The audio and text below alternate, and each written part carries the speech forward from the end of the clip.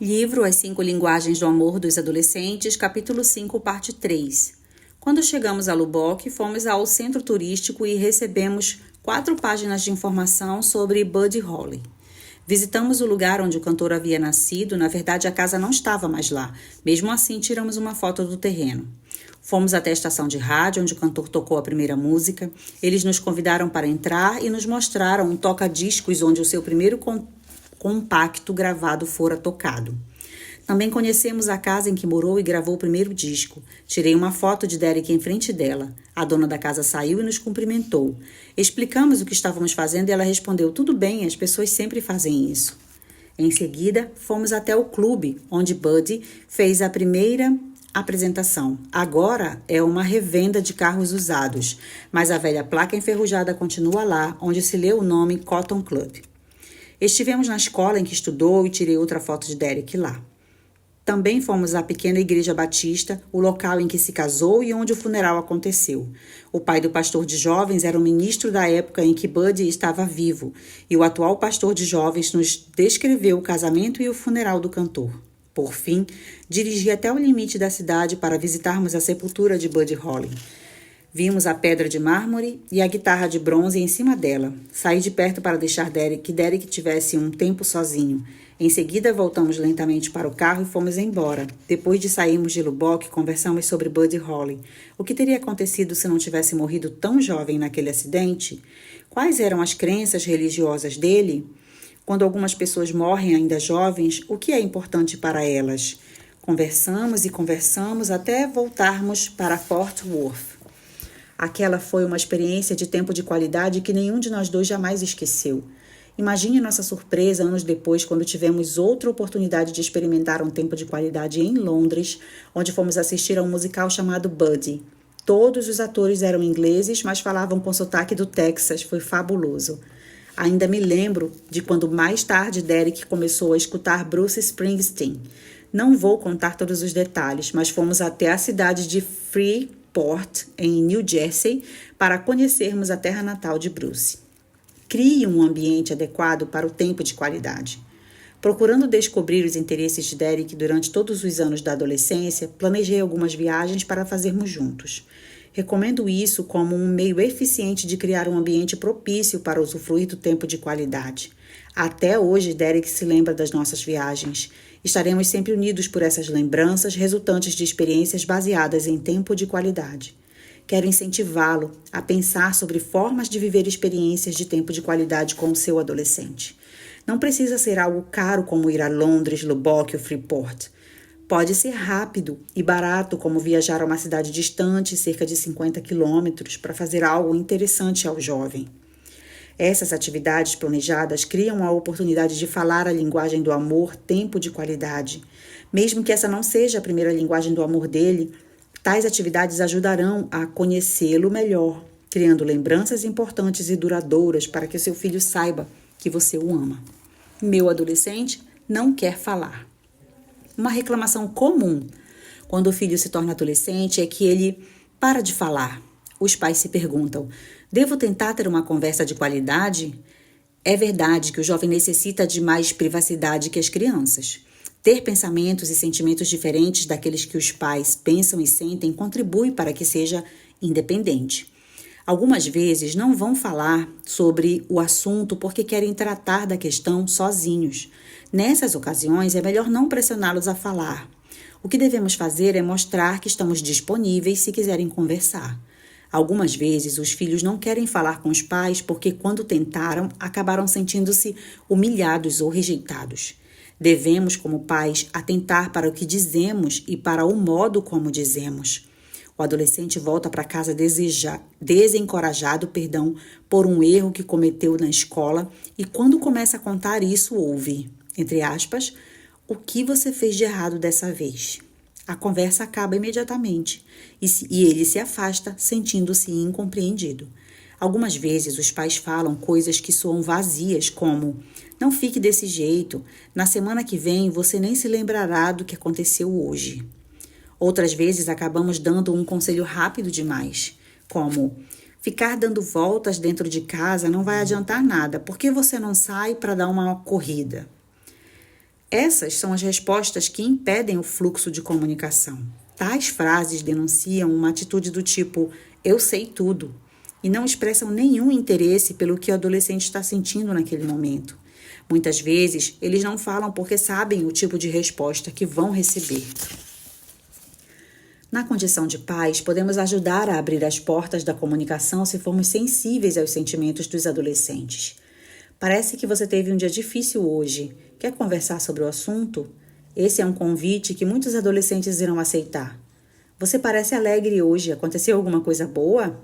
Essa é uma frase que incentivará a filha adolescente a conversar, escutar com compreensão, algo que já vimos antes, e não usar perguntas ameaçadoras criará um clima ideal para que a adolescente fale. Lembre-se de que o jovem tem o direito de manter para si pensamentos e sentimentos. Algumas vezes será uma escolha dele. Tentar fazer que fale nessas ocasiões é negar-lhe a individualidade e independência. Apenas diga que está disponível para conversar quando quiser. Algumas vezes, os adolescentes estão dispostos a falar, mas não nos horários que os pais preferem. Outras vezes, só querem conversar quando é conveniente para eles. Isso pode ser tarde da noite, na privacidade do quarto ou na sala, depois que todos foram para a cama. Os pais atentos e sensíveis irão aproveitar essas oportunidades quando surgirem. 2 horas a mais de sono farão pouca diferença para o pai. Mas 2 horas de tempo de qualidade com o filho serão uma garantia de que irá para a cama sentindo-se amado, em vez de sozinho e rejeitado. Meu adolescente não quer ficar em minha companhia. Reconheça a necessidade que ele tem de amigos. Outra reclamação dos pais em relação ao tempo de qualidade é: meu adolescente não quer ficar em minha companhia. Claro que durante a puberdade terá relacionamentos com pessoas de fora da família. Os sociólogos chamam isso de, entre aspas, turma do adolescente. O Dr. After define a turma como pessoas que tratam umas às outras como iguais por causa da idade, série que estudam ou algum motivo em particular. O Dr. After também afirma que essas turmas têm 4 papéis essenciais na vida do adolescente. São eles: 1. Ajudam na transição para a vida adulta, dando a ele um grupo de apoio socioemocional. 2. Fornece padrões que pode usar para julgar as próprias experiências. 3. Dá ao adolescente a oportunidade de desenvolver relacionamentos interpessoais e aprender como se comportar na sociedade. 4. Provê um contexto em que pode desenvolver o senso de identidade própria. Sair com alguns amigos depois do culto, das aulas ou de outras atividades, ir para o cinema ou para o shopping, passar a noite um com o outro, falando ao telefone ou mandando mensagens de e-mail, são atividades que, em geral, vão aumentando conforme a criança se transforma em adolescente. A turma recém-descoberta ajuda a satisfazer a necessidade que ele tem de companhia e diversão, além de prover apoio emocional, entendimento e intimidade, comenta o conselheiro Gary Smalley. Eles ainda precisam receber isso da família e de outros adultos também, mas é vital para o desenvolvimento deles que tenham isso com amigos. Os pais normalmente interpretam mal o interesse demasiado que o adolescente tem pelos amigos e o desinteresse pela família. Eles pensam que aquele garoto de 15 anos não estaria interessado em sair para caçar com o pai, nem fazer compras com a mãe ou participar de um piquenique com a família. Entretanto, as pesquisas mostram que a maioria dos adolescentes gostaria sim de passar mais tempo com os pais. Consulte o adolescente quando fizer planos. Parte do problema é que os pais, algumas vezes, planejam atividades sem incluir o adolescente nelas. Como consequência, quando se lembram de convidá-lo, ele já tem algo programado para fazer com a turma. Os pais interpretam isso como rejeição, ou que ele não tem mais desejo de estar com a família. Mas se tivessem reconhecido que o adolescente é uma pessoa que tem independência e identidade própria, e o tivessem consultado antes de fazer os planos, talvez constatassem que os filhos podiam estar interessados em acompanhar a família. Quando tratamos nossos adolescentes como crianças e fazemos planos para eles, em vez de os tratarmos como pessoas capazes de tomar as próprias decisões, tomamos a impressão de que eles não querem estar com a família. Brandon, 17 anos, comentou: Meus pais me dizem que estão magoados porque não quero ir com eles nas viagens que planejam. O problema é que nunca me perguntam antecipadamente se estarei disponível, fazem planos e anunciam no dia anterior ao que deveremos partir. Porém, já havia combinado algo com os meus amigos e os meus pais ficam chateados porque eu não quero desistir daqueles planos de ir com eles. Leve em consideração os interesses dos adolescentes. Outro motivo pelo qual o adolescente algumas vezes reluta em responder de forma positiva às atividades que os pais planejaram é porque sente que eles não levam em conta os interesses dele. Quais são os pais que nunca passaram pela seguinte experiência? Vamos visitar o tio Bob e a tia Clara no sábado e gostaríamos que você fosse conosco, diz a mãe. O adolescente responde, eu não quero ir. Por quê? A mãe pergunta. O adolescente responde, é muito chato lá, não temos nada para fazer. Você poderia passar algum tempo com seu primo. Vocês gostam de ficar juntos, a mãe argumenta. O adolescente contra-argumenta. Mãe, ele ainda é uma criança. Eu sou um adolescente agora. Não é mais a mesma coisa. Se os pais estiverem cientes dos interesses do adolescente e se pensarem com mais cuidado, poderão planejar alguma atividade nessa viagem que seria do interesse do filho, tornando-a mais atraente para ele. Não estou dizendo que os adolescentes nunca deveriam ser forçados a acompanhar a família para visitar os parentes, mas creio que se esse tipo de viagem for imposta, você não poderá esperar que seja uma experiência de tempo de qualidade para ambos. Melhor seria trabalhar junto com os interesses e os planos do adolescente, sugerindo atividades importantes para ambos. O que dizem os adolescentes? Permita-me repetir o que já disse no começo deste capítulo. A linguagem de amor, tempo de qualidade, é muito mais difícil de ser expressa do que palavras de afirmação ou toque físico. Mesmo, tempo de qualidade é uma das 5 linguagens do amor. Para alguns adolescentes, é sua primeira linguagem do amor. Sem tempo de qualidade com os pais, esses adolescentes não se sentirão amados, mesmo que os pais estejam falando as outras linguagens do amor. É essencial que os pais busquem tempo para proporcionar-lhes atenção concentrada. Leia o que dizem os adolescentes, cuja primeira linguagem do amor é tempo de qualidade.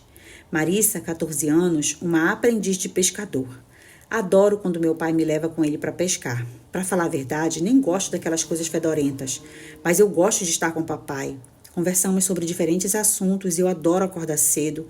É o melhor tempo que passo com ele. Kylie, 16 anos, já exibe orgulhosa a carteira de motorista. Agora que eu posso dirigir, gosto de ir a lugares diferentes sozinha, mas também gosto de fazer programas junto com meus pais, especialmente quando executo alguma atividade com o meu pai.